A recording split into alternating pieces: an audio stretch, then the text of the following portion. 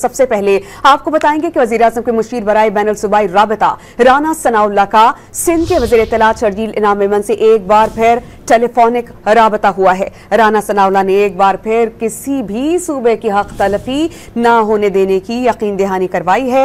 राना सनाउल्लाह का कहना था कि पानी के मसले पर मुशावरत के अमल को आगे बढ़ाएंगे, तमाम मामलात को अफ़हाम व तफ़हीम से हल करने पर यकीन रखते हैं। राना सनाउल्लाह का मजीद कहना था कि पानी की तकसीम के मामले को इंतजामी तकनीकी बुनियादों पर हल किया जाएगा। मजीद उन्होंने कहा कि तहफ़्फ़ुज़ात दूर किए जाएंगे और मुशावरत के अमल को वुसअत दी जाएगी। वाज़ेह रहे कि इसी मामले पर जगह जगह सिंध भर में एहतजाज का सिलसिला जारी है। पाकिस्तान पीपल्स पार्टी की जानिब से भी 12 ऑन रिकॉर्ड अपना एहतजाज रिकॉर्ड करवाया गया है। सबसे पहले आपको बताएंगे कि वज़ीर-ए-आज़म के मुशीर बराए बैनुल सूबाई राबिता राना सनाउल्लाह का सिंध के वज़ीर इत्तलात शर्जील इनाम मेमन से एक बार फिर टेलीफोनिक राबता हुआ है। राना सनाउल्लाह ने एक बार फिर किसी भी सूबे की हक तलफी ना होने देने की यकीन दहानी करवाई है। राना सनाउल्लाह का कहना था कि पानी के मसले पर मुशावरत के अमल को आगे बढ़ाएंगे, तमाम मामलात को अफ़हाम व तफ़हीम से हल करने पर यकीन रखते हैं। राना सनाउल्लाह का मजीद कहना था कि पानी की तकसीम के मामले को इंतजामी